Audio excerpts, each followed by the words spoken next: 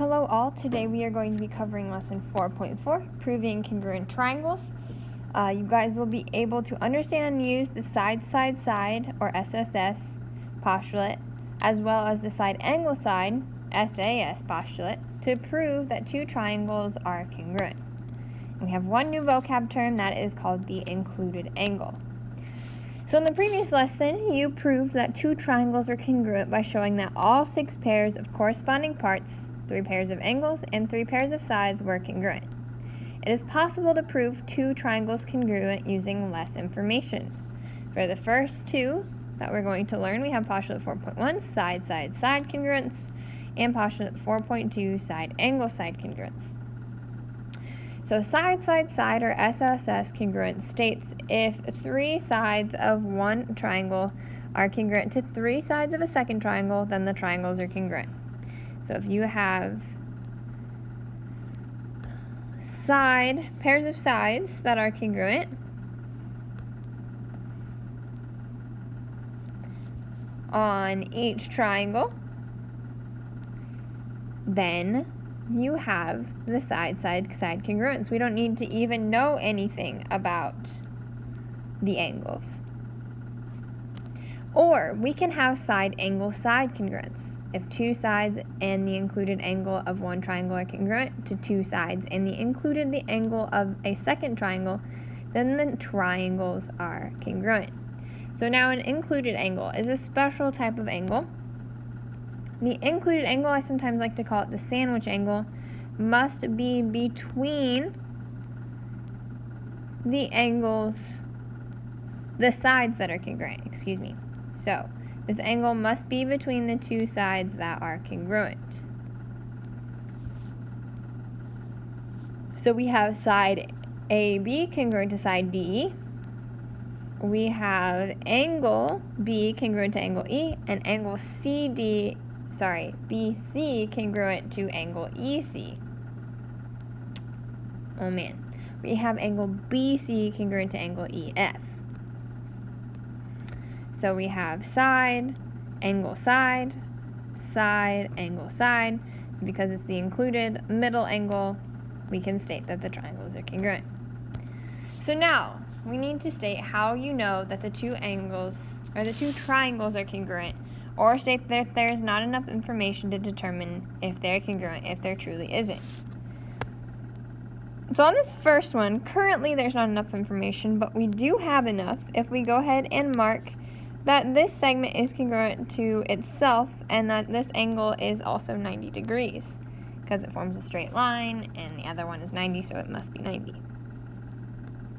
So if we know by the reflexive property that this guy is congruent to himself, then we can say by side angle side and side angle side that these guys are congruent. Notice I put my pencil down, go over the side, go over the angle, go over the side. I know that is my postulate I use. This one over here, a little easier. I notice that I have side pairs that are congruent in each one. So we have side. Didn't even need to do anything. This next one, notice how if I see a side sharing on this, I automatically think of reflexive. Think of that on your homework too. If I see something looks like vertical angles, I think of vertical angles theorem. And then I can once again say side angle side and side angle side. So this checks out. We have to check both sides though. Don't just look at one triangle and assume they're both that way. Because when we get to this one, we can think vertical angles. We do have side angle side here. We do not have side angle side here. Notice this isn't the one with the double. We actually have no theorem that looks like this. If you think about it, this would be like SSS theorem, and it's kind of a joke. We say there's no cussing in geometry, so that does not work. So this is actually not enough information.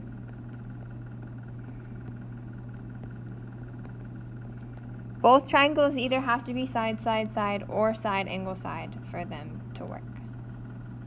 And this one isn't any of them.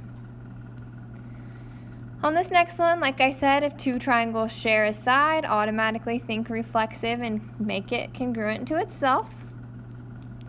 We do have a side angle side here, but once again, we have angle side side. We cannot use that. There's no cussing in geometry. That is not a valid way to prove triangles congruent.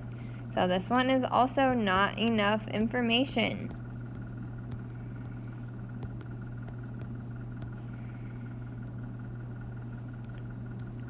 And lastly, once again, I see two triangles share a side, so I mark them different than the rest of them with 3 little tick marks, and I say, well, I have side, side, side, and I have side, side, side. That is a valid proof technique, so side, side, side is my answer. If you take a look at these, believe it or not, we actually did proofs here. We said, well, this by reflexive property has to be congruent to itself, so side, angle, side. We said this by vertical property had to have the 2 angles congruent, so side, angle, side. The next 2 we couldn't prove. The second one that I skipped over, we didn't really do much proving there. And this last one, we once again said by reflexive property, that side is congruent to itself, so side, side, side. So we really did proofs already.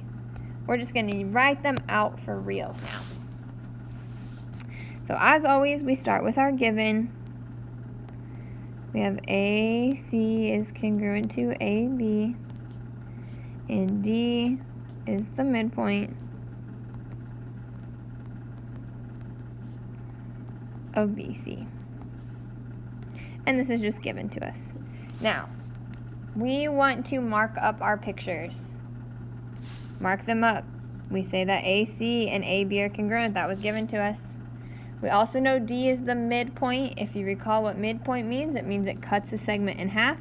So D cuts this segment into 2 pieces, different than the other 2. And I need to write that out. You're going to use this one at least twice on your homework. If you have the midpoint cuts the segment into 2 congruent pieces, so you can say that CD is congruent to DB. That is by midpoint theorem or definition of midpoint.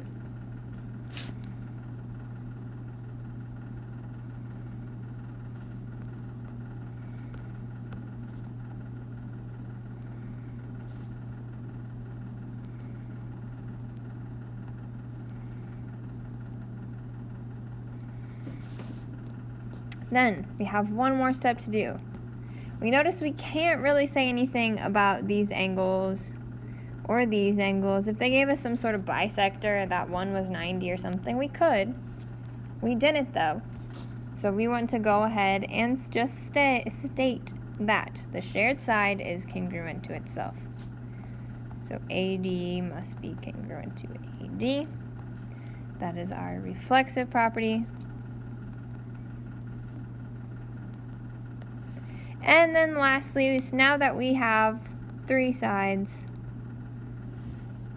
we can say that our proof statement, triangle ADC, is congruent to triangle ADB by the side, side postulate. And we're done. We have one more example. We have our given. Angle ABG is congruent to angle CGB. And AB is congruent to CG. That is given to us. I'm going to mark up my figure so AB and CG are congruent. Some of us forgot about how angles work. If it says angle ABG, put your pencil on A. Trace to B, trace to G. The angle is the one at the vertex, the point where it switches directions. Same thing with the other angle, CGB. We're talking about this one.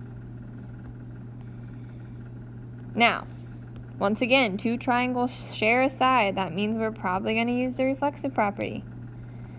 It's not necessarily always helpful, but on these ones it is. So we have the reflexive property, that BG is congruent to itself. If you look at the graph now, we have side, angle, side, and side, angle, side. So we are already ready to prove, state our proof statement, ABG, triangle ABG, is congruent to triangle CGB by the side, angle, side postulate. And we're done. Then if you look at the last slide, you notice your homework is the proofs, 4.4 proofs worksheet. There's only 6 of them. I will give you a quick rundown of the least possible steps you can take on each proof. The first one was 3, second is 4, third 3, fourth 4, fifth 3, sixth 4. So that's the least possible steps you can take on each one. You might have more. You won't have less than that number. Have a great day.